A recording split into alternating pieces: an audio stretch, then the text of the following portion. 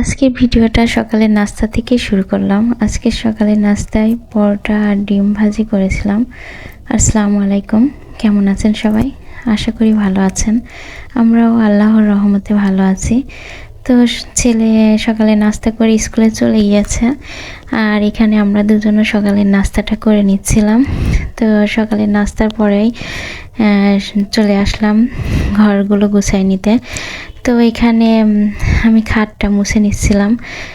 প্রতিদিনই এইভাবে আমি একটা গেঞ্জির তেনা দিয়ে খাটগুলো মুছে নিই, প্রতিটা ফার্নিচারই মুছে নিই। তারপরও যে ধুলা কোথা থেকে আসে বুঝি না, এত ধুলা হয়। প্রতিদিনই মুছে নেই, আর 2-3 দিন পর পর তো আমি বিরাশ দিয়ে এগুলো মুছে নিই, যাতে ভিতরে ধুলাগুলো জমে না থাকে। তারপরও প্রচুর ধুলা হয়।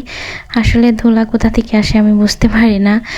তো আর আমার এইভাবে সব ফার্নিচার প্রতিদিন মুছতে আমার কাছে ভালো লাগে। মুছে রাখলে আসলেই এগুলো ভালো লাগে দেখতে, কিন্তু প্রতিদিনই মোছার পরও পরের দিন সকালে দেখি যে মনে হয় এটা আমি মুছিই নাই, এতটাই ধুলা লাগে দেখতে।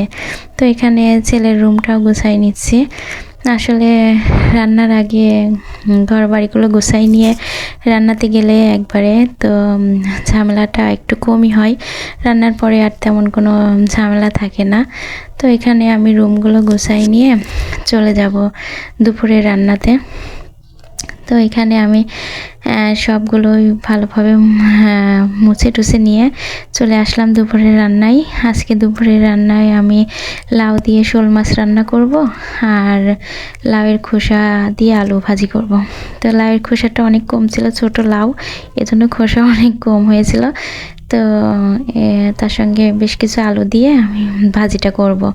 তো এখানে ভাজিটা আমি পাশের চুলায় দিয়ে দিলাম, আর এই চুলাতে আমি মাছের তরকারিটা করব। তো এখানে মশলাটা ভালোভাবে কষাই নিয়ে আমি এই মশলার মধ্যেই মাছটাও কষাই নেব, যেহেতু শোল মাছ। তো এখানে একটু ভাজিটাও নাড়াচাড়া করে দিচ্ছি। তো এখানে আমার মশলাটা ভালোভাবে কষানো হয়ে গেছে। এই মশলার মধ্যে আমি মাছটা দিয়ে দিলাম, দিয়ে মাছটা আমি কিছু সময় এখানে কষাই নিয়ে মাছগুলো আমি তুলে নেব। তাহলে শোল মাছের ভিতরে মশলাটা ঢুকবে আর খেতেও ভালো লাগবে। যেহেতু মাছটা আমি ভাজি করব না, এইভাবেই রান্না করব। তো মাছগুলো আমি তুলে নিয়েছি, ওই মশলার মধ্যে লাউটা দিয়ে দিয়েছি। তো লাউটা আমি এদিকে কষাই নিচ্ছি, অন্যদিকে আমার ভাজিটাও হয়ে গেছে। তো লাউটা কষানো হয়ে গেছে, এখন আমি ঝোলের পানি দিয়ে দেব।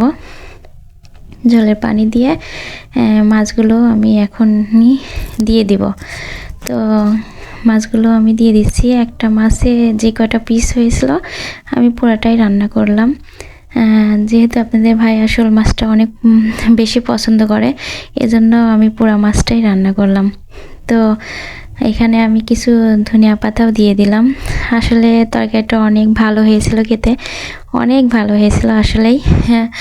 তো এই তো আমার রান্নাটাও হয়ে গেছে। তো এখানে নামাই নিলাম। আসলেই